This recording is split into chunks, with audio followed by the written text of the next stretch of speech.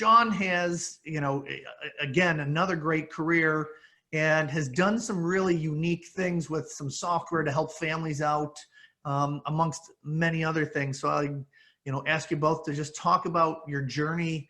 How did you get here, at this point, talking with family businesses and families of wealth?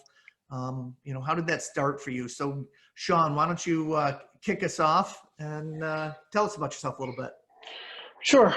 So how did I start working with families of wealth?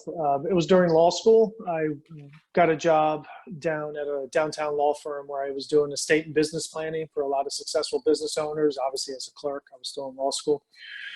So I really got exposed to all kinds of advanced planning tactics and instruments during law school. So that was about 1997 that I started doing that. And I started to really work in that industry. And then when my wife and I graduated law school, we passed the bar in 2000. I actually started my own law firm in which I carried on much of the same work. I drafted documents, Krats, trusts, dynasty trusts, ESOPs, all that kind of fun stuff, buy-sell agreements, executive comp.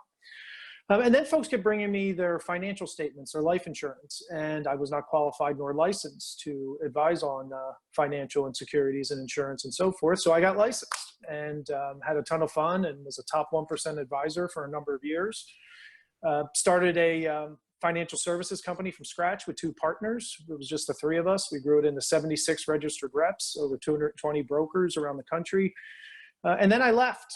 I realized there was a hole in the middle of the professional planning donut through personal experience of working now with hundreds of high net worth and ultra high net worth families. And I wanted to hire researchers at Premier Planning Group at our financial services firms. And my 2 partners kind of shied away, thinking it was a little too time intensive, a little too expensive. So I respectfully sold my third in the business and I started my current company, More Than Money 360. And we hired researchers that came back to us and highlighted the issues why wealth transfers fail. And then we surveyed the market. It was a very consultative market, very time-intensive market, a market that required people to be in the same place a lot. And I thought that wasn't completely congruent to the busy, geographically dispersed lifestyle. So we did. So we built our first version of the technology in Q4 of 2007. And right now we're launching our 5th version in September. And it's been no holds barred, full steam ahead ever since 2007. So we're excited. That's a little bit about my history at this point, and I'll turn it back over to you. Thank you. Thanks, appreciate it. Tom, take a second, introduce yourself. Sure, yeah, Tom Rogerson, and my background really started with a family history. On my father's side, my great-grandfather was a very successful business leader in Boston, became the president of Boston Safe Deposit and Trust Company, grew to be the largest financial institution in the Northeast by pretty much any measure, and started a foundation in Boston that right now has a little bit more than $1 billion in it. So he was doing pretty well, even by today's standards. His estate plan was designed to get the bulk of the money down to the family. I'm his great-grandson, and it's gone.